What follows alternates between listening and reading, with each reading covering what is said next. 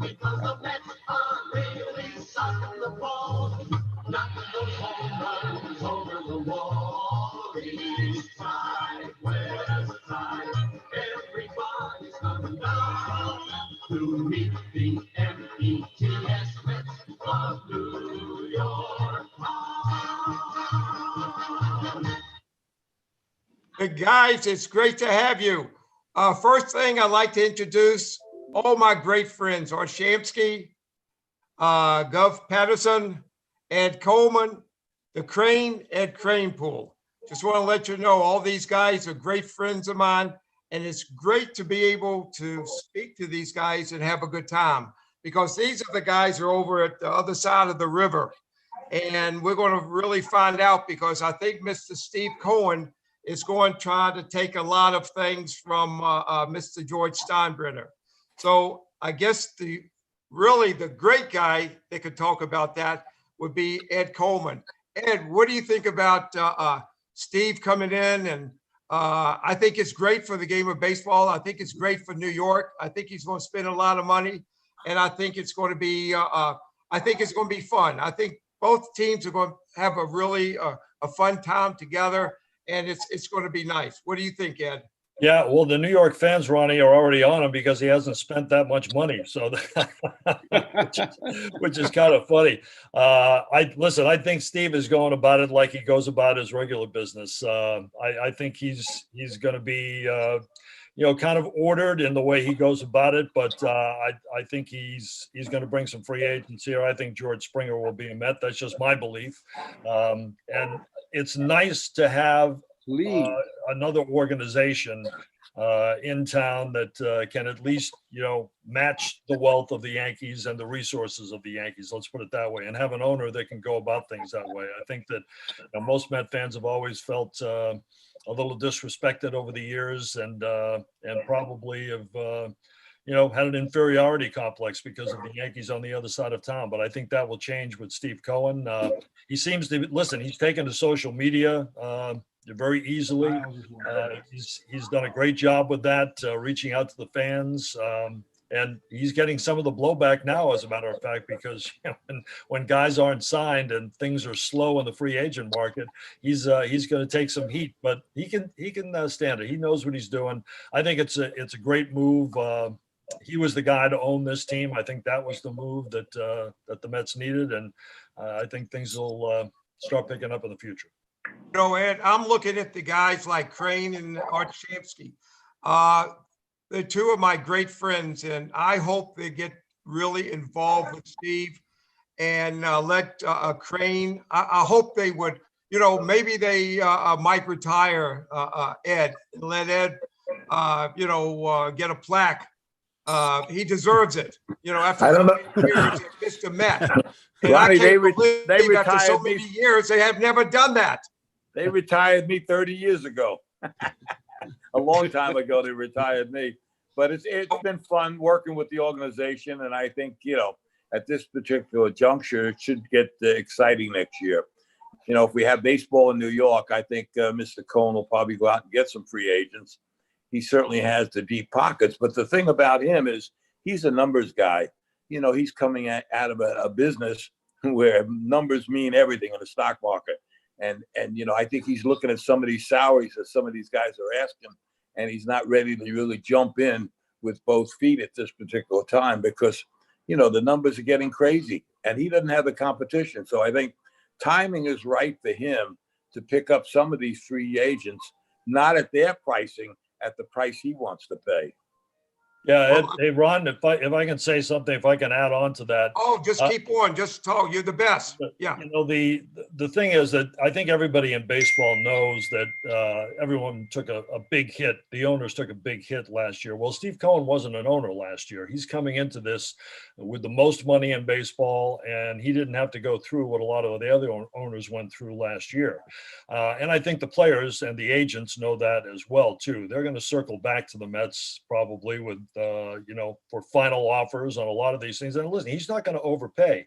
It's been glacially slow thus far, the free agent market, and he's not going to overpay for guys. He wants to kind of see where the market is. He's worked that way his entire life in his other businesses, and I think that's what's going to happen.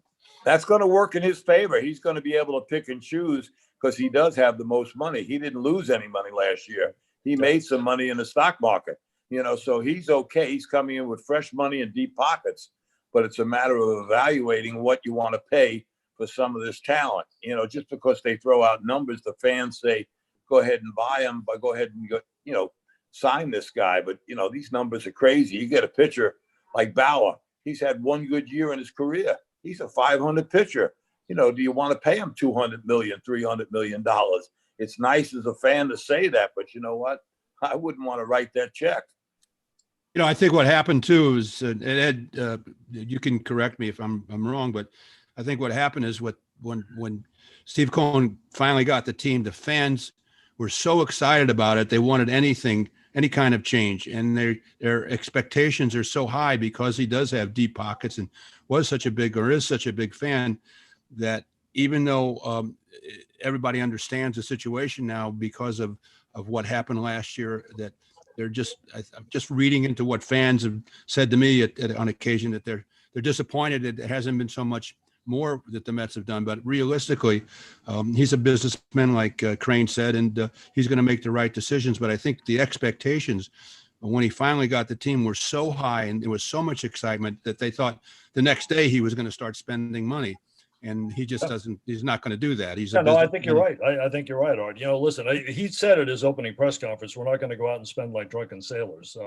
And he's going to go about this in a mannered way, in an ordered way. But he also and I think this has to be kept in mind too. Sandy brought this up at his press conference too, that they need to restock, AA and AAA. They don't have much there. They have some good young kids that are coming. The Matthew Allens, they've actually drafted pretty well the last couple of years, but those kids, still need some more seasoning. Plus, you didn't have minor league ball last year. Some of them were at the, the other camp over in Brooklyn, in case they were needed. But there was no minor league ball, and I'm not sure exactly what's going to happen with minor league ball this year. We don't know what the season is going to be like, but no, I think you're right. Everyone wants them to jump in. Really, there hasn't been a heck of a lot that's happened thus far. The big three free agents, Real Muto and Bauer and Springer are still sitting there, and a lot of other guys are sitting there too. So he's taking his time and biding his time. I think he knows the market, whether it be the market he usually deals with or the baseball market. He knows it pretty well, and I think he's going to go about it in a sensible way. The one thing about Steve, he knows he's got the most money, so he can come in at any point in his conversation, with the free agents. He can step in at the end and top any offer if he wants to. Mm-hmm. But he's got to want that product. He's got to be able to evaluate what he really needs, and I think that's what he's going to do. He's going to go out there and he can add one or two free agents very easily late in the season. He still's got 2 months to go before spring training, so there's no rush to go in there. Let the free agents sit there, and they don't have a whole lot of offers because guys lost so much money last year. Yeah. So this is perfect timing for Steve Cohen to pick up free agents and the ones that he really wants and needs, and he knows what he wants. And that's why he brought back Sandy Alderson, who's been in baseball, and he knows the players out there. And he's evaluated these guys, and he told them what his needs are. And they expect that. So they're looking for certain things, and they know they can spend. So it's a matter of picking the right timing and getting the right player. And why spend it now when you can spend it in 2 months? Don't you agree that some of the players going to get a little bit nervous going closer to spring training and not get signed? They're going to look at collusion. Remember, they had collusion when we played. What was that, about 25 years ago? They had collusion. And it was at the right after I retired. They had collusion, and I think the players won some cases. But this is not collusion. Nobody has to. No. I know that. Don't you think they don't have the money? Be a little bit nervous. You look at the stands last year; they were empty. So these owners lost an awful lot of money. These players were lucky to get any kind of salary last year, and who knows how many games they're going to play this year? It might not be a 162 game season the way it looks. This thing is not cleaned up in New York, so they might not be playing early in the season. They might shorten the season, and of course, then they can prorate the salaries. And guys will get nervous, because I remember when we played with no free agency, we got nervous when we went in to speak to the general managers, and they said, take it or leave it. Yeah. And when you walked out of the office, you didn't know whether you had a job for the following season. That's why they got so many of the older players at a cheap rate, because they control the market. When free agency came in, now you can test the market, but you got to have bidders. You have to have owners that have some money in their pocket to be able to designate that kind of salary and pick it up. A lot of clubs can't afford these guys. You see San Diego buying some players. They're the only club that really is making a move anywhere. So there's a lot of people that are hurting.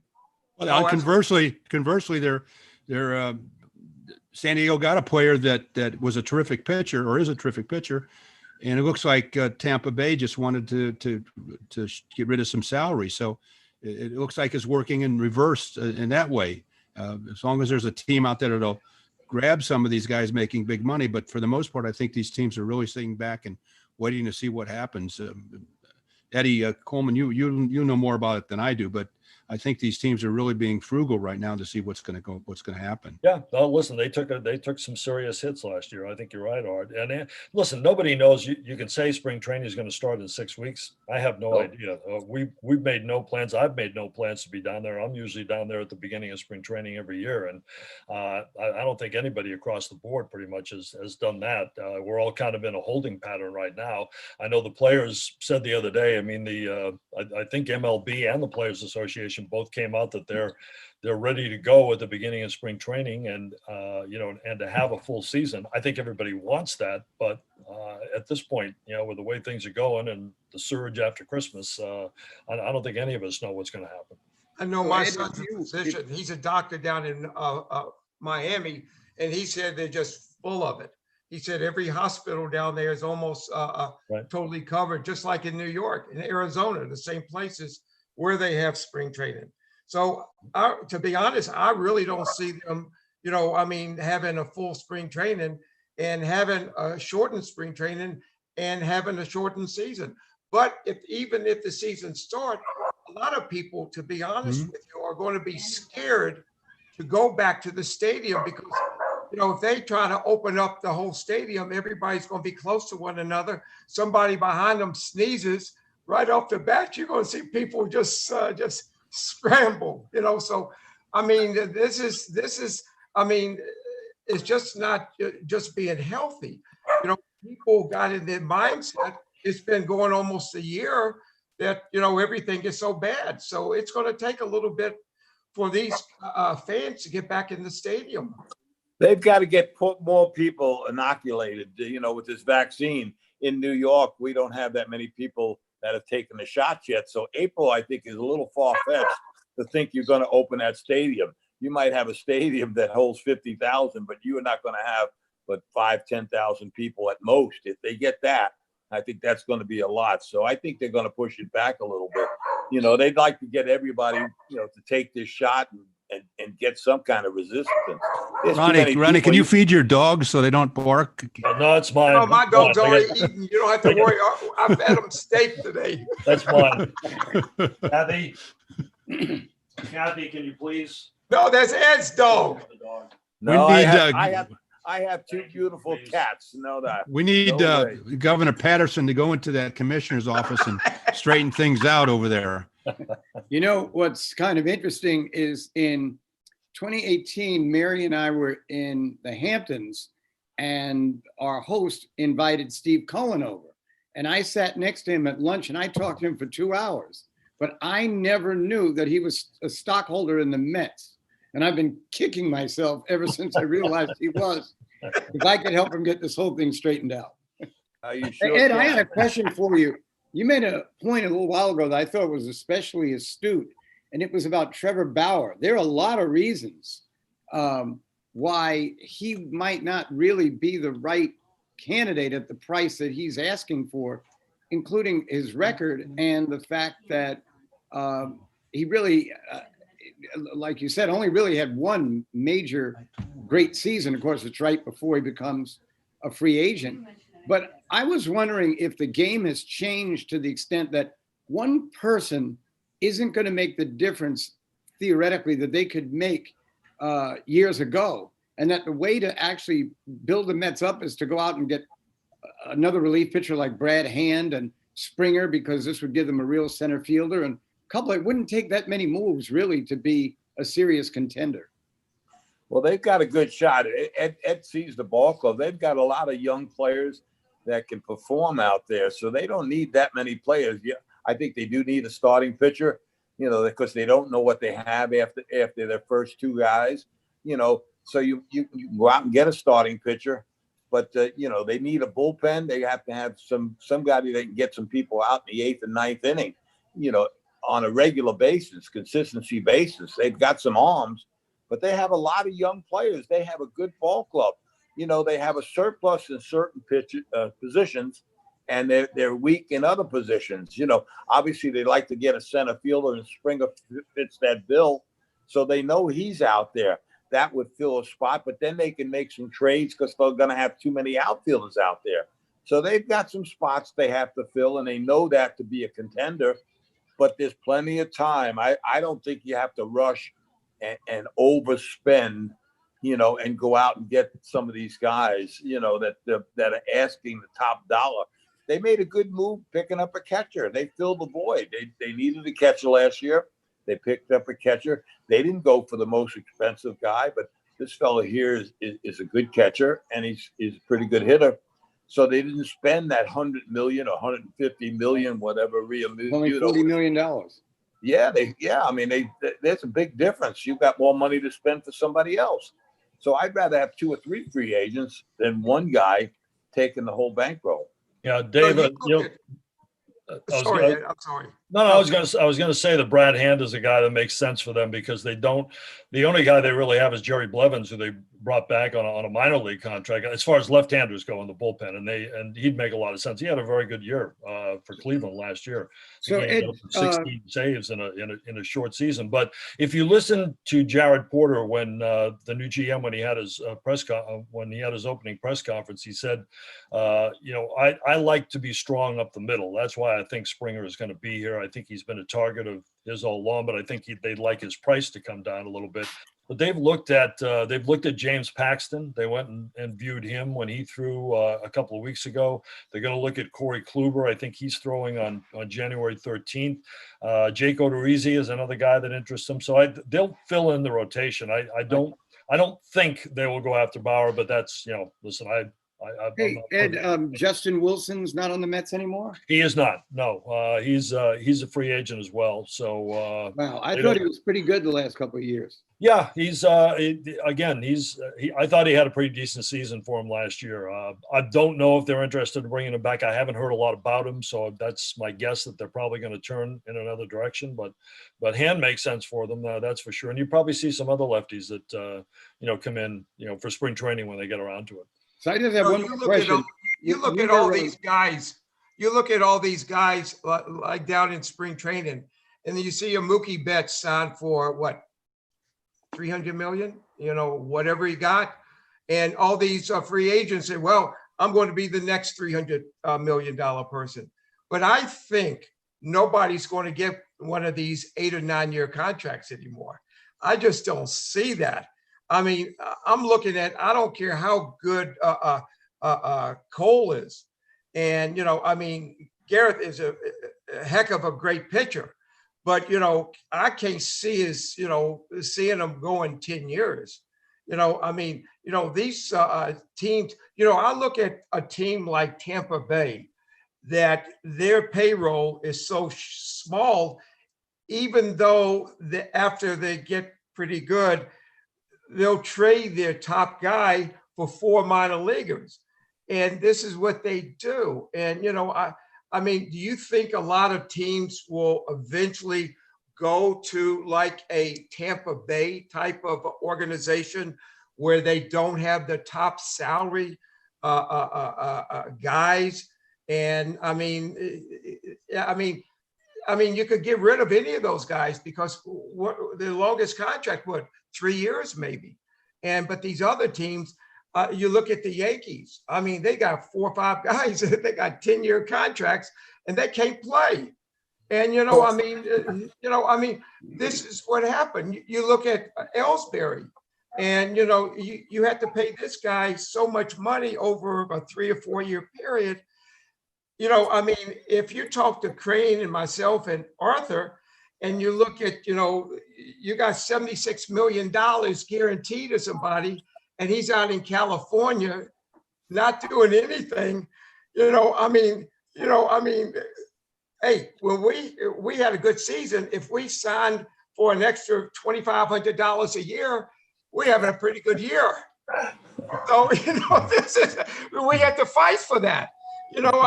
That's what we had to do. I think you can do that in Tampa Bay, and in small markets, but I don't think you can do that in New York or Los Angeles or Chicago or Boston. And Ed, maybe you can correct me if I'm wrong, but I just think that works in the Tampa Bay area because they don't draw many fans anyway. Right. And so they're able to get away with it. And they've been lucky enough to develop young players and be competitive, which is great. But I don't think the Yankees would ever think about doing that. And the Mets are probably going to reevaluate their look. They're going to be frugal, but they're not going to be chintzy. They're going to spend money when they have to. But I just think you can do that in the small markets and get away with it. But I think the big cities and the big markets that are used to, charging high prices for tickets and concessions and all the other things that go with running a ball club in these big cities, I just don't think you can do that. Yeah, that's I not. think, I kind of agree with both of the guys. With Ronnie, he's right. Some of these contracts don't pay off. My feeling is, if I was running a ball club, I would probably want to front load some of these contracts because the first 3 or 4 years of these contracts really mean something to a ball club for the simple reason that guys can perform. You can't tell me Stanton's going to be able to play that last 5 years of his contract. So you're paying money for nothing. I'd rather pay more money when a guy can produce for me early on and then get rid of him and let somebody else eat that contract.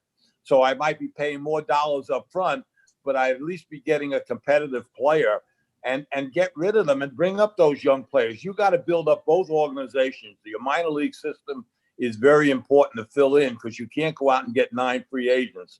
It'll cost you too much money. You'll be out of money. You can't put enough people in the ballpark to support it. But you don't need them because after the first 5 years of these long-term contracts, these guys are not productive. They're hanging around, and you're paying contracts for 100 years after their playing career. That's ridiculous. That's when you go broke, and that's when these franchises will start folding. So Correct. If I need a player for 2 or 3 years, let's pay them a little bit more. And those players are greedy. They're going to go where the most money is. They're not kidding anybody. Give me 3 years. Give me 3 years at $75, $80 million. I'll come to New York as opposed to maybe my favorite team is somewhere else or Tampa Bay. But after that, the guy isn't worth it anymore. Like you said, Cole at the Yankees, he's not going to pitch. The last 4 or 5 years, the Yankees will be paying for nothing, taking up space and dollars from you. And that new owner that's going to own them at that particular time, how's he going to pay for all those guys that are not on the ball club? You won't have a 25-man roster or a 40-man roster. You'll have a 60-man payroll that you're paying. So what do you think, Ed? What would you do? I think Eddie just got rid of Hal Steinbrenner. That's what I think. He said that he's going to be a new owner for the Yankees. My God.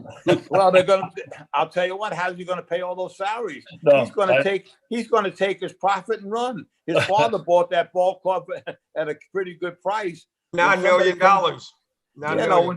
When somebody comes around and offers him $3 or $4 billion, he might say, who needs the aggravation or worry about, some of these players and stuff like that. Yeah. It's not a bad idea to take your profit and run sometimes. Yeah, I'm not a big fan of long-term contracts. The best one the Mets probably had was Beltran, and even that was a 7-year deal, but they signed him, I think, when he was 27 or 28.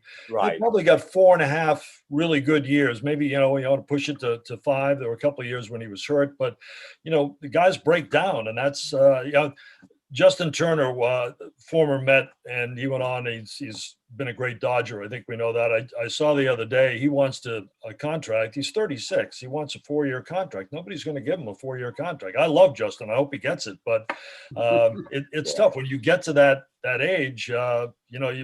It's simply not going to be there for you. There's only that one era that it worked. It doesn't really work in real life, and you know that. Your body breaks down. We all know that. We all played the game, and you can feel your body, changing over the years. That steroid era, guys played longer and they were a little bit more productive.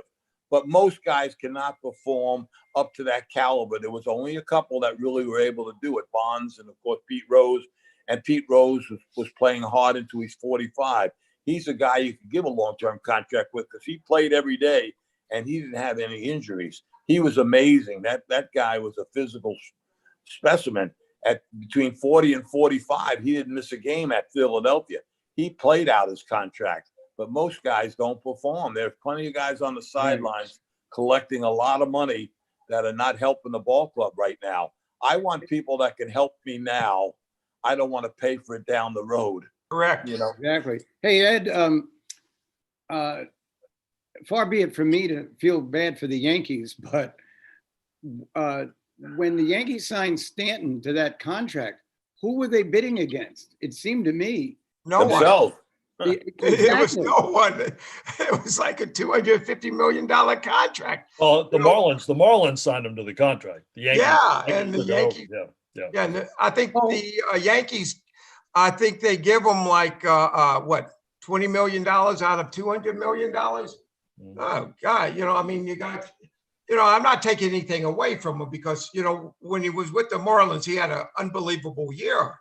But, playing down in Miami when you got 3,000 people and when you're up in New York and you got 100 papers that's following you every single night and you have to wake up if you strike out 4 times and, you look at the back of the Post and the Daily News and the New York Times. They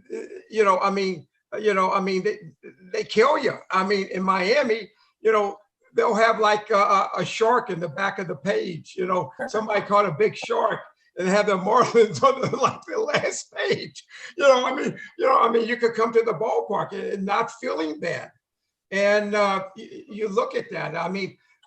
Most of the people, Ed and Art will tell you, it takes a different player to be able to play in New York City.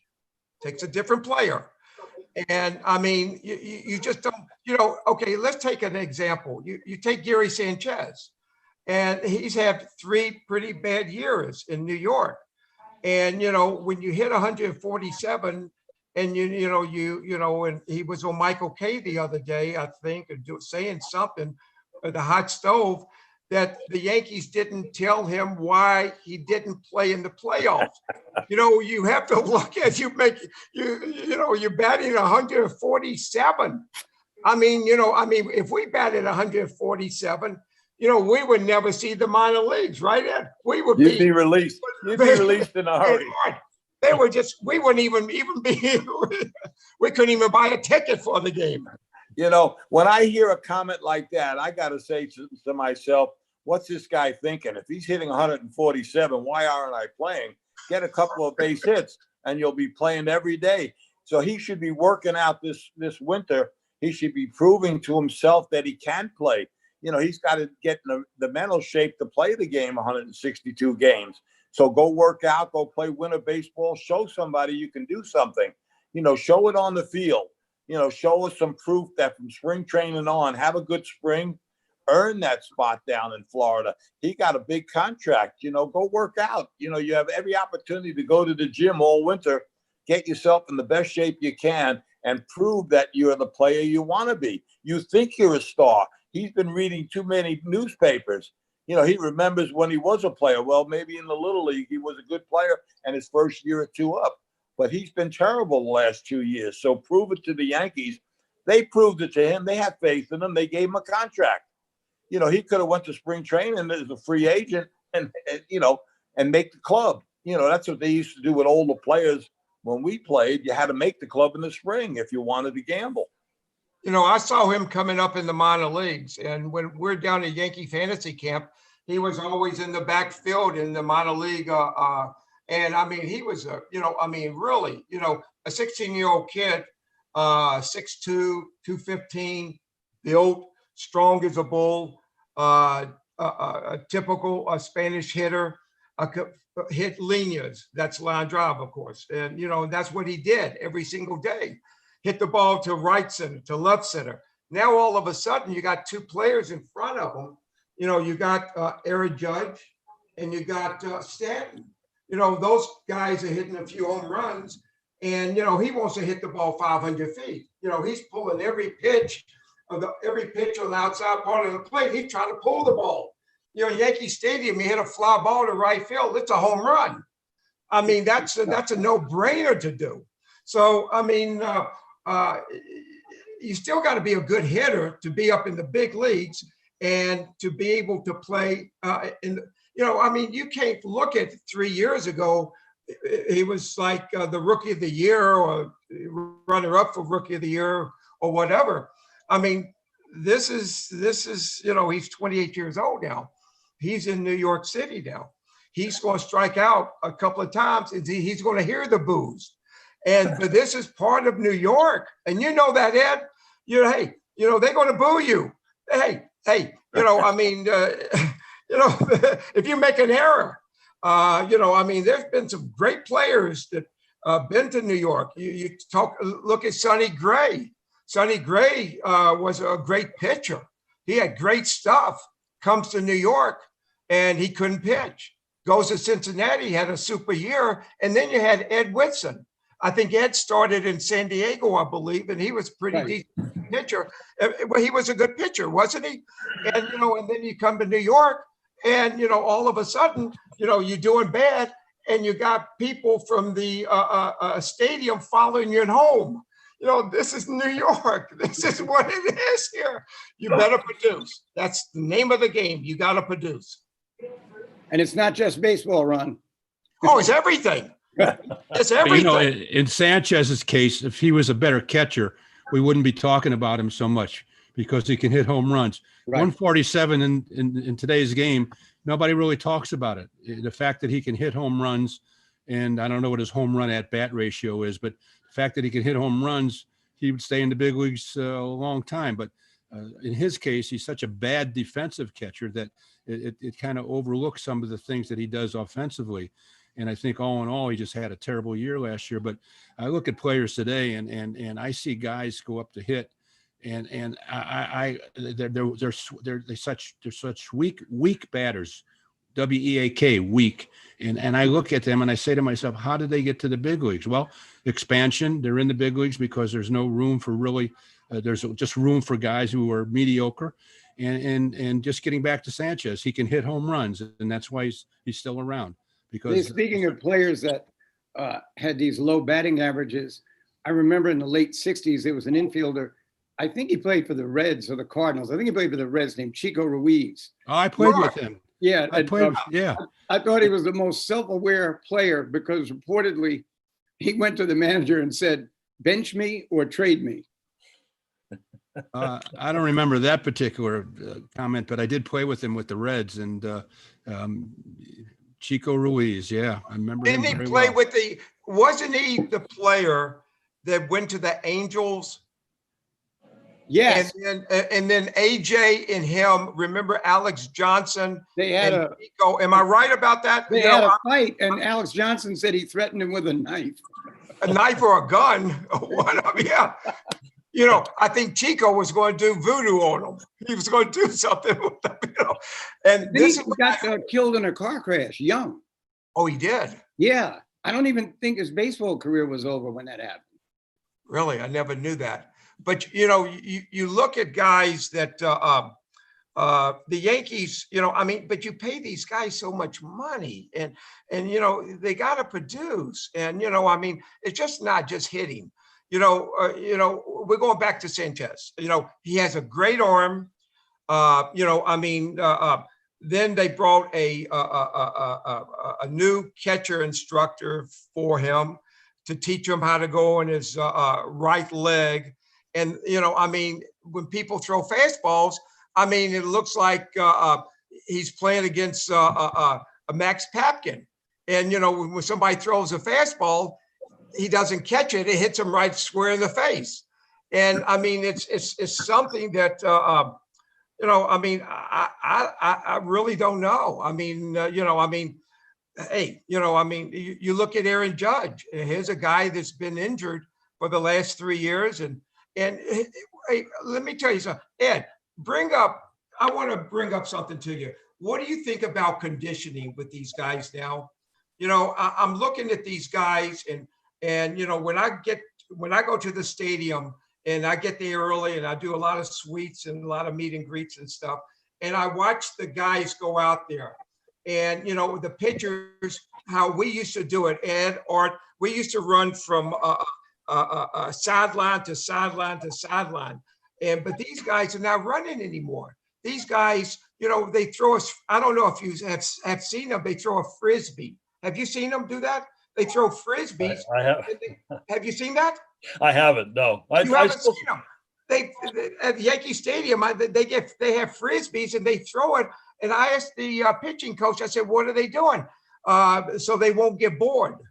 Won't get bored. I mean, I'm looking at this, I'm saying to myself, hey, the pitchers, if they're not pitching, they used to run, and Ed would tell you, and Art would tell you, they used to run from sideline to sideline to sideline. And they used to go out and, the pitchers, I mean, you take Nolan Ryan, you take Madlack, Kuzman, those guys would throw 130, 140 pitches a game. But these guys are trained to do that. These guys now are throwing 40 pitches. I can't throw anymore. After 40 pitches, they got to go to this guy, to this guy, to this guy, to this guy. And I'm looking at this and I'm saying, I mean, hey, it's not the game that we used to play. It's a game that is, this is how it's played now, but I don't like how it's played myself. And, and I don't know how you feel about it, but it's a different way to play baseball. Yeah, no, listen, it's changed. There's no question. The good ones, I still see Jacob deGrom go foul line to foul line. I still see him do all his conditioning. And listen, for the most part, I think Met pitchers are fall in that category. My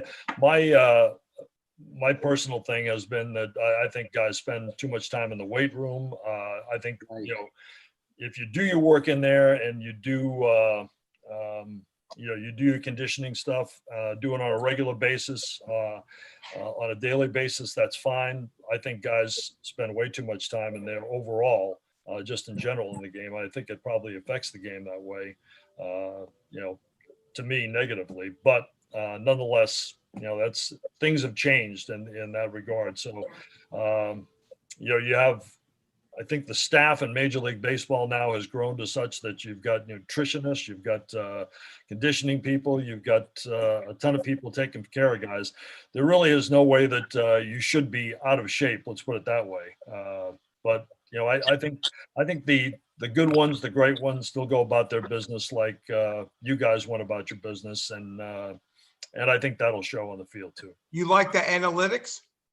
Well, listen, they're here to stay, Ron.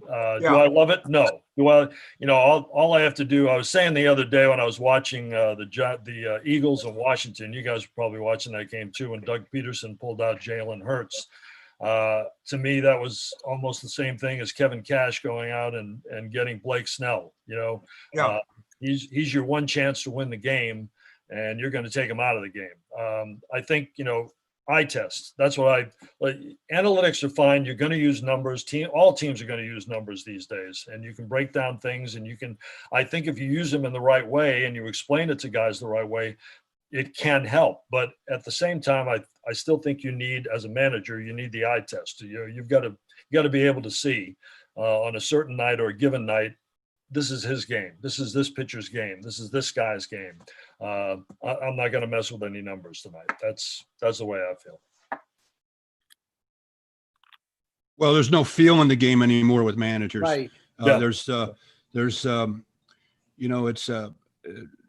both Eddie Crane and I played for Gil Hodges, and Gil was a manager. Most of the managers I played for in my career were managers that played by intuition and feel. And I'm sure there was some printouts or some statistics that they looked at, but the reality of it is they knew about the guys at the end of the bench and knew that they were going to be needed at some point, either during the game, that particular game, or during the season. So they understood that, and they managed with that kind of mental thought process. But the game is such now that I just don't understand it, how a guy can be pitching really well and give up the ball in 4 or 5 innings. It just doesn't make sense to me. But again, I'm not on top of it like you are, Eddie. But it's just a very strange phenomenon which is going on. And what's all I'm curious about is that why isn't there one manager, just one in the big leagues, that doesn't believe in that? Why isn't there one guy that says, hey, I'm just not going to do that. If a guy's pitching a good game, I'm going to stick with them.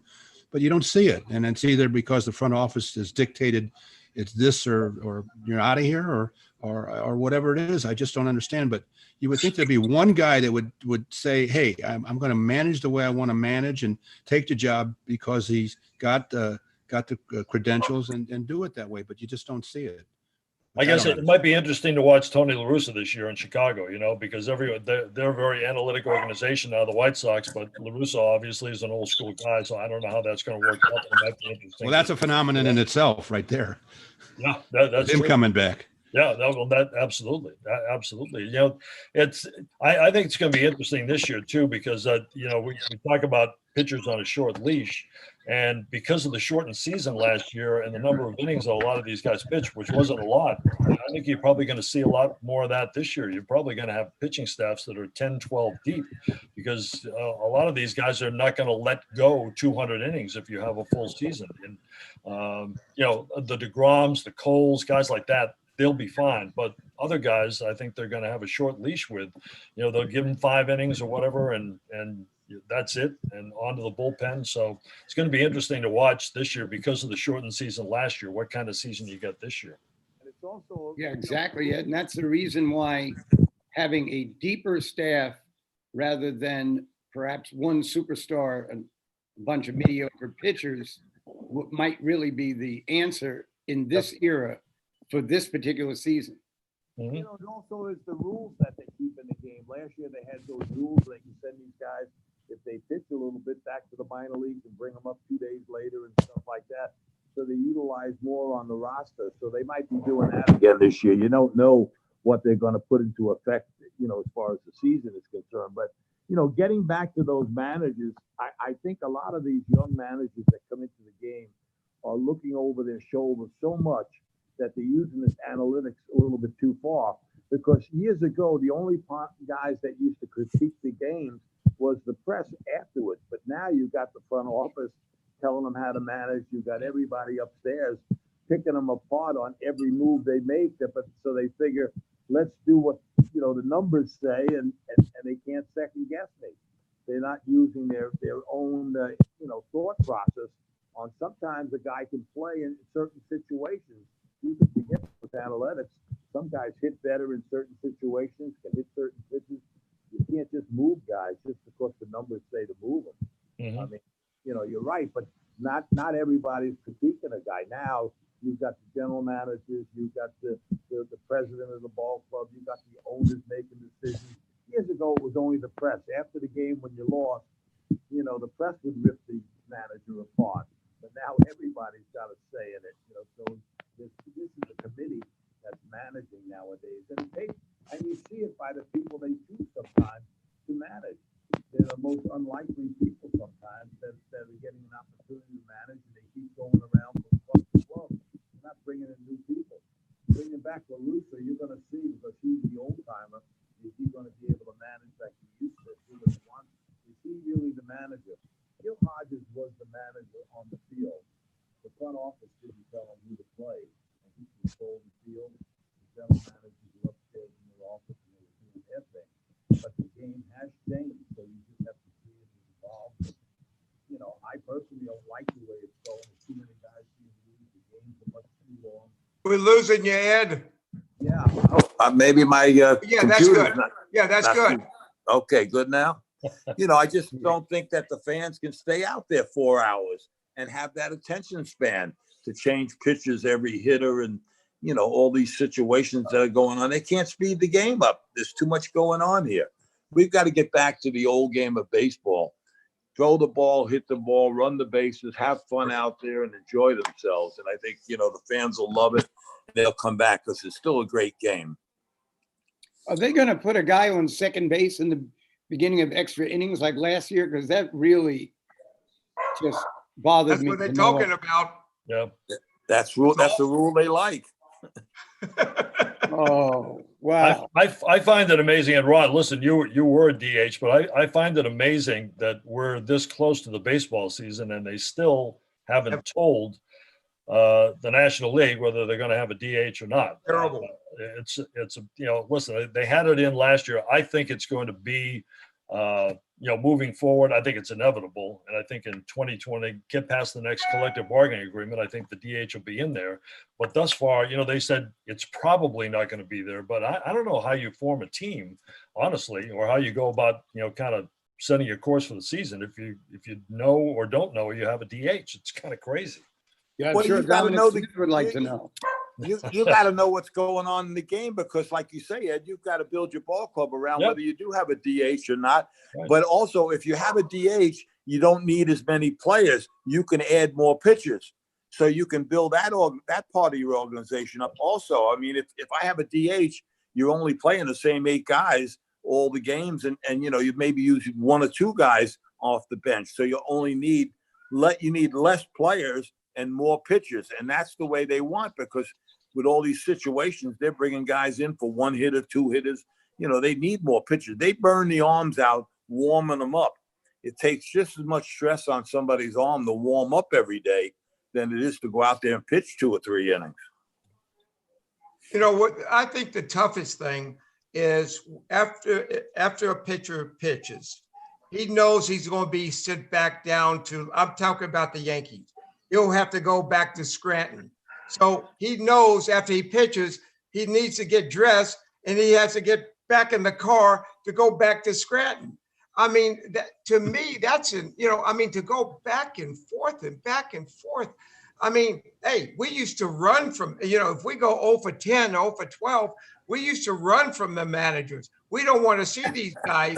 We don't want to see these guys. If they saw us, they're going to send us back to Syracuse or back to wherever.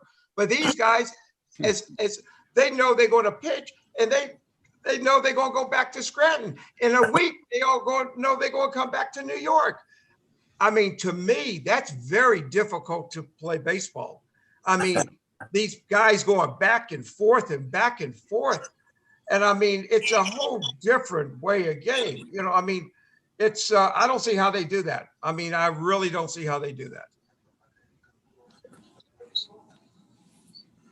So, anybody else has any great things to talk about? Ed Coleman, Yes. anybody ever tell you that you look and sound like Governor Murphy of New Jersey? No. No. A couple What of people tell me all the time, though, that I look like Sandy Alderson. As a matter of fact, when I'm down at spring training, I always get the, "Hey, Sandy, good luck." Maybe it must be the receding hairline. I don't think we look that much alike, but I've always told Sandy that I can ruin his career, so he better be nice to me. I'll start turning on the fans if they keep recognizing me as him. The one thing good, let me tell you something. We're talking about contracts. The guy that had the greatest contract is Bobby Bonilla. Yeah. Yeah, they're still I'm paying. looking at Bobby Bonilla. I mean, he looks at us the first of the year that we're trying to scrape and to pay your mortgage, and he's out there. The team is just signing $1 million to him. I mean, to me, I mean, how He many more years? reinvented Social Security. He had a smart wife. He had a smart wife who negotiated a good contract. Oh, what a contract! I mean, look at that. You're not kidding. He probably thought he was stupid about doing that, but he's doing an unbelievable job. I mean, hey, smartest man in baseball, I think. There you go, Lenny. There you go. Look at Lenny, that. you did another selfie, big guy. You did a selfie. Not bad at all. No. But, baseball, yeah, hey, just think about it. Baseball starting in spring training is supposed to start in 6 more weeks? About 6 weeks, yeah. 6 That's it's around February 10th or 12th or thereabouts, and guys come early. So I don't know. I don't know what's going to happen. Like I said, both sides said they were going to push forward, and we're going to have a full season, and we're going to have a full spring training. The dates are already set. I mean, they've got a spring training schedule and a full schedule for the season, but I think I'll believe it when I see it. Hey, Eddie Coleman, can I ask you a question? Yeah. You've been doing this a long time. I mean, we worked together way back in WFAN first went on the air, Absolutely. and you do a great job. But I'm just curious as to how difficult was it last year? You're a guy that would go into the locker room and do interviews and all those kind of things that were up close and personal, and people enjoyed them. But last year was such an aberration, and this year, who knows what's going to happen? How difficult was it for you as somebody that does the post-game shows and pre-game shows and things of that nature to get a feel for the game and bring the people, some inside information that you're not right there, It was hard, Art. Yeah, it was definitely very different. I mean, what you're talking, you hit it on the head. When you have the kind of job that I do, the daily stuff, going in, talking to the players, asking somebody what happened with a certain pitch or a certain play the night before, what were they thinking, those kind of things you really couldn't do via Zoom. You had an interview set up and you had questions you could ask, kind of general questions, and that was pretty much it. And you never got that one-on-one in the locker room, which it's important. It's important. At least I've always felt that way. It's important to do my job. And so it was tough. Yeah, it was definitely different. It was difficult. Hopefully that changes this year. I don't know if it will. Right now, I would say it's probably not going to. And listen, I think we'd all love to see the fans back in the stands too, but I think that's going to take a while as well too. I'm sure the ball players felt that. In any sport, I think you feel that. You want to see the fans around and get the energy from them as well too. So yeah, it was different. It was difficult. And if I can say one thing, Art, and I know I'm not here to plug a book, and I'm not plugging your book, but I'm going to say this: After the Miracle, that was a tremendous book, and if people haven't seen that, It really was. Thank you. You really Thank should you. get that. Well, was a great book. I had great teammates like the Crane, and it was really about the camaraderie and the friendship that all of us developed over the years, and it certainly was helped by us being not such a good team. And for Eddie, in Eddie's case, he was with the Mets when they were the lovable losers, and for us to go ahead and win that championship was incredible, and we're still reaping the benefits of it. Unfortunately, we've lost a number of the guys, but it was really a book about the love and friendship we have for everybody, and how winning that championship really kind of made us come closer together. And it's lasted all these years. I mean, it's 51 years now, and we're still going strong, and people today still want to talk about stuff that happened that year. And I'll tell you a funny story. Yeah. Over the years, Eddie and I, Crane and I have done so many appearances together. We've signed so many things, but I've been with him at so many places, and every time I'm with him, 2 or 3 people come up to him and said, Crane, I went to the same high school as you did, Monroe High School. I was in your graduating class. And I said to him, over the years, I must have met 25,000 people that said they were in Ed Kranepool's graduating class. And I said to him, I said, how many people were in your graduating class? He said, I don't know, 1,500, Eddie, a couple thousand, maybe at most, 1,200. 25,000 people went to Monroe High School, and he graduated. Sure did.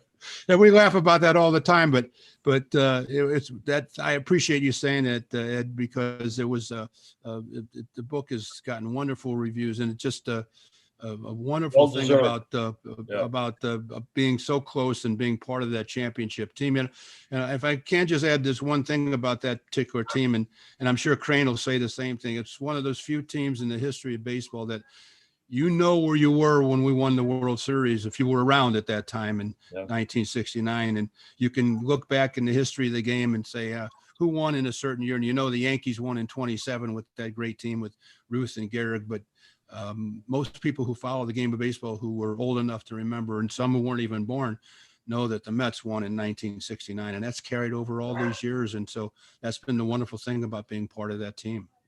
You know, your book is just incredible. You know, Governor Patterson, how's your book coming? Why don't you mention your book and tell the people to get your book? Well, I decided to write a book about my time in government and just growing up in the era that I grew in and that kind of thing. And I wish I could say that I thought of the title, but this friend of mine who actually lives in Australia thought of the title, and it's Black, Blind, and in Charge, because all those things happened to me simultaneously. And it was, it was pretty exciting. The only problem if you write a book now is you can't have a book signing because of the COVID rules. Right. And I did one in Syracuse, and apparently in Syracuse, they've never heard of social distancing. And so, we came back to New York convinced that we had the virus. And so we've kind of scaled it back a little bit until a time when you could really get out and try to move it. But thanks for mentioning it. And I really tried to deal with some of the issues with humor, which I've never really seen too many political people do, because nobody in politics really has a sense of humor. So that was my best effort. You know, I just want to let you know, Ed, you probably don't even know it, Crane. I got a book that's coming out in April. It's called The Captain and Me On and Off the Field, about Thurman Munson. Thurman, yeah. Yeah, about Thurman. It's going to be it's in print right now. This week it went in print, and it's coming out in April. And Diane Munson did the forward of the book, and that's going to be really fun. It's not a baseball book. It's on and off the field what we have done. And I know y'all done it like from Studio 54 to El Vagabondos and Maxwell Plum and all these great places. And, of all the places that Thurman and I ventured into and what we did, and we had a great time on and off the field, and it's been great. And hopefully I think it's going to do great. And I wish he was around to tell some stories about you. Yeah, I don't want any of the stories. No. Hey, there's one story. Hey, you got to tell the 72-ounce steak. You got to tell that. I've never told any of these people that's watching this now. I guarantee it's probably 4,000, 5,000, 6,000 people watching it. Talk about the 72-ounce steak. You got to. No, wait a second. Talk about the 12-egg omelet. Yeah, we were. Well, we we were talk about this. Listen to this. Well, there's so many things to talk about. I don't want. What do you want me to talk about first? You got to give me a whole. Talk about the Riverboat Queen, what we did in St. Louis in the 12 egg omelet. Yeah, well, we were on this riverboat cruise. Myself, Bloomy, and who else was on that? Fritzy. Fritz Peterson. And who was a relief pitcher? The real good relief pitcher for Ranky or Tom Hankey. Tom Hankey. Yeah, Tom Hankey. Yeah. So we went down to have breakfast one day, and this was separate of the time I saw him eat 8 filet mignons for dinner one night. But this was at breakfast time, and we went down, and they had this big sign on the table that said the chef is making a special today, 12-egg omelet. And I said to him, I just dared him. I said, "You going to try it?" And he said, "Not a problem." And he scarfed that up in about 12 minutes. So, and ordered a second one. And was thinking about a second one, but he was getting ready for lunch. So he didn't want to eat too much that morning. He didn't want to spoil his appetite. Oh no! Hey, Grady. Hey, let me tell you something. Hey, we didn't make much money. We didn't make any meal money. So I made sure it wasn't White Castles where we have to eat after a ball game. So. They eat pretty good in the ballpark right now. That might be part of the problem. They don't leave the stadium. They're out there for breakfast, lunch, and dinner. I'll tell you what, they were there all day. You should what I was when we went down to spring training. Ed, you were down there. Right. And in 2019, before the 50th anniversary, I remember talking to you when we had a little press conference. They took myself and Eddie and Cleon the first week, and then a couple other guys the next week. But we went down to spring training, and it was really wonderful. The Mets treated us really nice, but I was so amazed in that locker room in spring training with the chefs and the cooks in there, and we're not used to that. We were used to lunchtime having a little cup of soup and some vegetables, if I remember correctly, right, Crane? That's all they gave you. Yeah. We had that during the season. But I don't know what you've seen the clubhouses down in spring training, Ed, and I mean they had they got cooks down there. They got everything. It's like being in the plaza. Yep. I mean, I was just amazed, and how life is works in funny ways, and how things have changed. But it was really interesting for me to see that scenario of events. We always are trying to figure out why the scouts got to Met exhibition games so early. They were there like 10 o'clock in the morning. I can understand that. Just to get a place for lunch. Teresa and Mama take good care of everybody there, players and everybody involved. Remember right. For lunch for spring training, we used to have chicken noodle soup, carrots and celery, and saltines. That's all we had for spring training. Remember, Crane? That's it. You were on your own. You had to go out and fend for yourself. That's what we did. Well, we missed those days, but they were different. That's for sure. Yeah. But I know y'all tired and everything. And I just wanted to let y'all know that Ed, Art, Crane, I really appreciate y'all doing this. And Governor Patterson, I really appreciate y'all doing this for me. I hope this was fun. I mean, giving it back to the fans, if the Yankee fans, Met fans, are just a true baseball fan, we don't do this for anything. We just try to have the fans to enjoy getting to know us a little bit and just to have a good time. And I really appreciate you doing this, giving back to all the baseball people out there. And, I think about y'all all the time. One day we'll get to see each other again. We could shake each other's hands instead of just saying hello in the Zoom and stuff like that. And meeting Ed down at Port St. Lucie, and you go down to Tampa, and Ed will be down there. Ed will have his jersey flying over the stadium, number 7. Stadium Crane. We'll be down. We look forward to it. You guys be safe. Hey, how can we not have fun, Boomer, when we're with you? We're with you, Boom.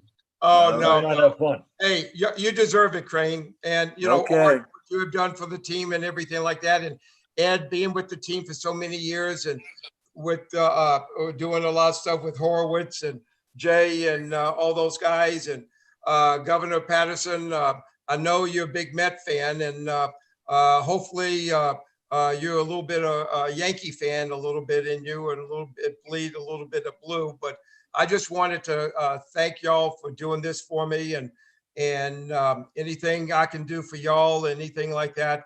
I really appreciate that. I love y'all to death. And, Art, I talk to Art all the time, and Crane, I haven't seen him in a long time. And, seeing these guys, and, it's been fun. I mean, we're brothers. One thing about us, baseball players, we didn't make a lot of money, but we became friends. And, and we have a lot of compadres. And these guys are great. And I love y'all to death. And thank y'all for doing this. And I love you. Anybody else want to say anything? Or hey, can I give a little shout out to two buddies that are on the program? My buddy Miles Runsdorf, and Ronnie down in he's tuned in, and Andy Richter, who produces the podcast that I do. Okay, he's on too. So also I did Art's podcast. It's incredible. You got to. Well, Eddie Crane was my first guest. So and neither one of us right there. And neither one of us knew how to do Zoom. It's really great. And Art's on Twitter, and and Ed, do you do this? Do you do this Facebook and Twitter and all that stuff? I do Facebook. I don't do Twitter. You know, I leave that to Trump. You know, I don't do that. I don't get involved in No Twitter. politics, no politics. Oh, that's funny. No way. I got enough problems. I had trouble getting on Zoom tonight, but I'll tell you what, it's been fun. That's the only way we can talk to the fans, and we really love it. You know, I That's been tell great. everybody it's easy to hit a Nolan Ryan fastball than rather doing all this technical stuff. And what Ed does this all day, you do this every Way too day much. Yeah, way with too all much. this technical stuff. More power to you, big guy. More power to you. But I Right. love y'all all. Thank y'all very much. Great to see everybody. okay, good Governor, to have take care. you. See you guys. Ed, Good to take see care. you. Good Love luck. y'all. Everybody. Guys. Love y'all. Crane, talk to you See you tomorrow, later. Crane. Sham, Love we'll y'all. be talking. Bye-bye, Okay. y'all. Bye-bye. Love y'all. Governor. See ya. Bye-bye, y'all. Bye-bye. Thank you, gentlemen. Okay, see you Okay, later. see you guys. Bye. I might even become a Met fan. I don't know. This was really good. This was really good. Good night, Mr. Kranepool. See you guys. Well, we're not going to say anything bad about him, so we can talk. That was a great show tonight. Like I said, I might become a Met fan. Wait, I don't think my speaker's on. You better turn that speaker. It's all right. I might become a Met fan. Anyway, guys, next week we got a really big show, and Joe's going to tell you all about it. I can't hear you.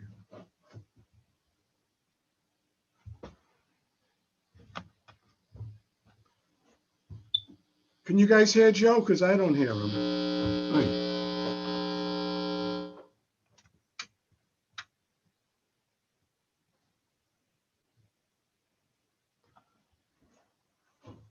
I don't hear you, so. All right, maybe we just ought to end it then, because I don't hear you. I'm not sure if anybody else hears you. Next week, we're going to have Chris Chambliss and Mark Littell. So I guess we'll be talking 1976 playoffs. There you go. And then the week after that, we're going to have Jack Curry and Billy the Bat Boy Pinkney. So a lot more Yankee talk coming up. For you Met fans, we'll see what we can do down the road. And you all have a good night. Love you all.